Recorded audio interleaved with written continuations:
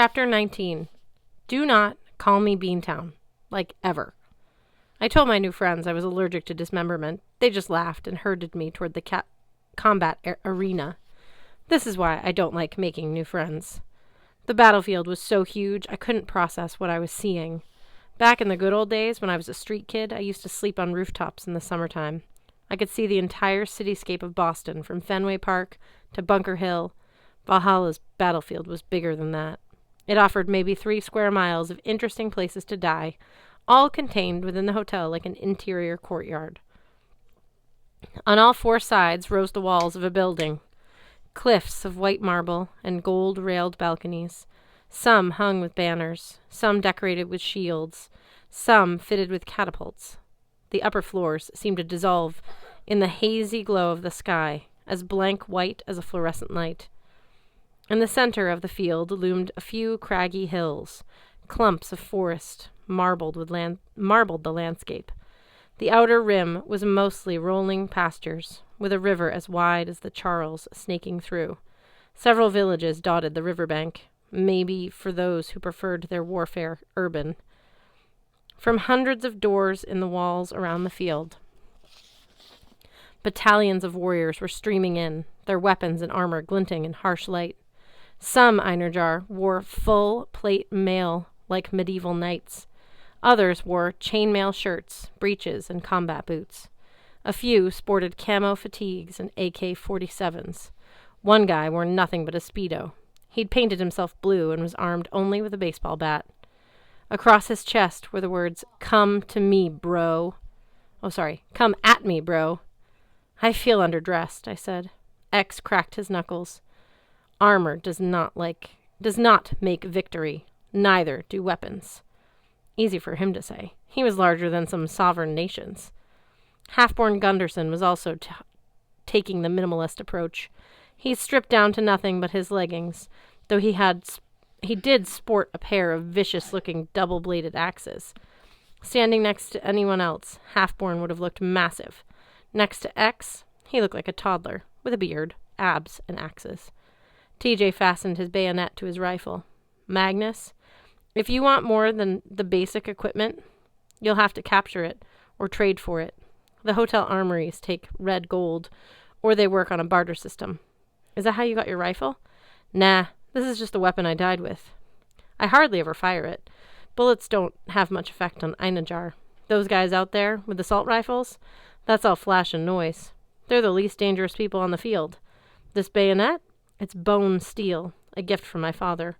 Bone steel works just fine. Bone steel? Yeah, you'll learn. My sword hand was already sweating.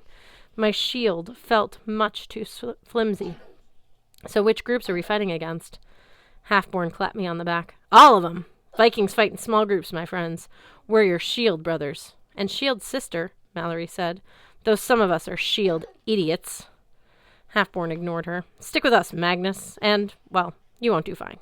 You'll get killed quickly. But stick with us anyway. We'll wade into battle and slaughter as many as possible.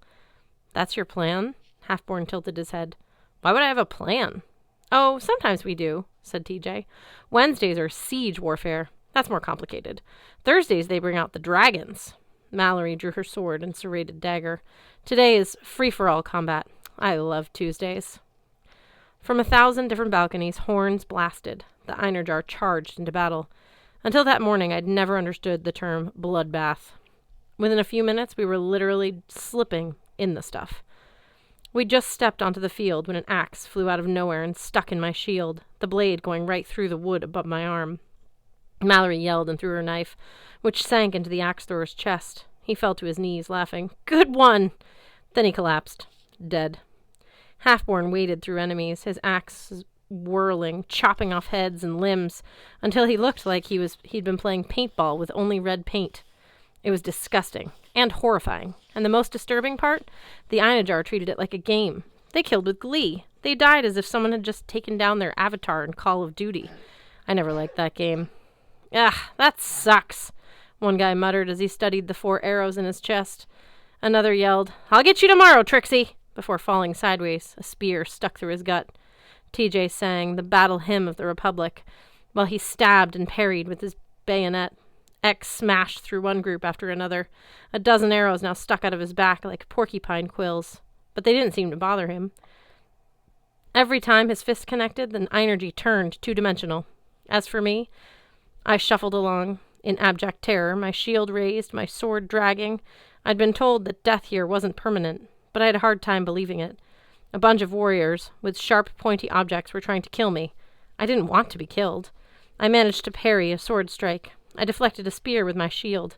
I had a clear opening to stab one girl whose guard was down, but I couldn't make myself do it. That was a mistake. Her axe bit into my thigh. Pain flared all the way to my neck. Mallory cut the girl down. "Come on, Chase, keep moving. You'll get used to the pain after a while." "Great," I grimaced. "Something to look forward to." TJ jabbed his bayonet through the faceplate of a medieval knight. "Take the hill!" He pointed to a nearby ridge at the edge of the woods. "Why?" I yelled. "Because it's a hill!" "He loves taking hills," Mallory grumbled. "It's a Civil War thing." We waded through the battle, heading for the high ground. My thigh still hurt, but the bleeding had stopped. Was that normal? TJ raised his rifle. He yelled, "Charge!" just as a javelin ran him through from behind. "TJ!" I yelled. He caught my eye, managed a weak smile, and then face-planted in the mud. "For frig's sake!" Mallory cursed. "Come on, newbie!" She grabbed my arm and pulled me along. More javelins sailed over my head. "Do you guys do this every day?" I demanded. "No. Like we told you, Thursdays are dragons." "But..." "Hey, Beantown, the whole point is to get used to the horrors of battle. You think this is bad? Wait until we actually have to fight at Ragnarok." "Why am I Beantown? TJ's from Boston. Why isn't he Beantown?" "Because TJ is slightly less annoying." We reached the edge of the woods. X and Halfborn guarded our backs, slowing down the pursuing horde. And the enemies were a horde now. All the scattered groups within sight had stopped fighting one another and were after us. Some pointed at me. Some called my name, and not in a friendly way. "Yeah, they've spotted you," Mallory sighed. "When I said I wanted to see you eviscerated, I didn't mean I wanted to be standing next to you." Oh well. I almost asked why everyone was after me, but I got it. I was a newbie. Of course the other Einerjar would gang up on me. And the other newcomers. Lars Alstrom was probably already decapitated. Dee Dee might be running around with her arms cut off. The veteran Einerjar would make this as painful and terrifying for us as possible, to see how we handled ourselves. That made me angry. We climbed the hill, weaving from tree to tree for cover.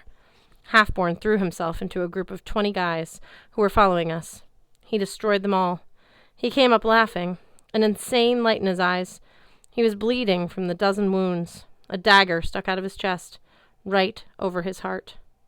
"How is he not dead yet?" I asked. "He's a berserker."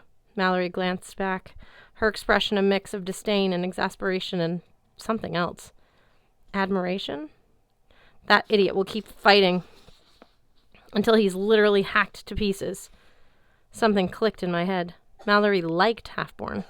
You don't just call somebody an idiot that many times unless you're really into them. Under different circumstances, I might have teased her, but she was distracted there. There was a wet flack. An arrow sprouted from her neck. She scowled at me as if to say, "Totally your fault." She collapsed. I knelt at her side, putting my hand on her neck. I could feel the life seeping out of her. I could sense the severed artery, the fading heartbeat, all the damage that had to be mended. My fingers seemed to grow warmer, as if I had a little more time. "Look out!" shouted Axe. I raised my shield. A sword clanged against it. I pushed back, knocking the attacker downhill. My arms ached. My head was throbbing, but somehow I got to my feet. Halfborn was 40 yards away, surrounded by a mob of warriors, all jabbing him with spears, shooting him full of arrows. Somehow he kept fighting, but even he wouldn't be able to stand much longer.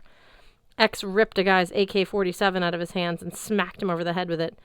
"Go, Magnus Beantown," said the half-troll. "Take the crest for floor 19. My nickname will not be Beantown," I muttered. "I refuse." I stumbled uphill until I reached the summit. I put my bag against the big oak tree while X smashed and backhanded and headbutted Vikings into oblivion. An arrow hit my shoulder, pinning me to the tree. The pain almost made me black out, but I snapped the shaft and pulled myself free. The bleeding stopped instantly. I felt the wound closing as if somebody had filled it with hot wax. A shadow passed over me, something large and dark, hurtling from the sky. It took me a millisecond to realize it was a boulder, probably shot from a balcony catapult. It took me another millisecond to realize where it would land. Too late. Before I could shout a warning to X, the half-troll and a dozen other Einarjar disappeared under a 20-ton chunk of limestone, the side of which was painted, "With Love," from floor 63. 100 warriors stared at the rock. Leaves and broken twigs fluttered around them. Then Einarjar all turned toward me. Another arrow hit me in the chest. I screamed, more in rage than in pain, and pulled it out. "Wow," one of the Vikings commented. "He's a fast healer." "Try a spear," someone suggested. "Try 2 spears." They spoke as if I wasn't worth addressing, as if I were a cornered animal they could experiment with. 20 or 30 Einarjar raised their weapons. The anger inside me exploded. I shouted, expelling energy like a shockwave from a bomb. Bowstrings snapped, swords fell out of their owners' hands, spears and guns and axes went flying into the trees. As quickly as it started, the surge of power shut off. All around me 100 Einarjar had been stripped of their weapons. The blue-painted guy stood in the front row, his baseball bat at his feet. He stared at me in shock.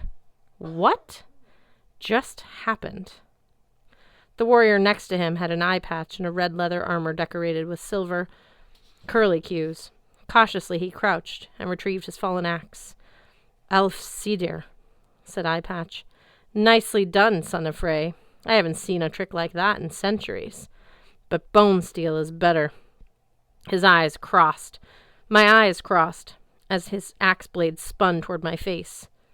Then everything went dark.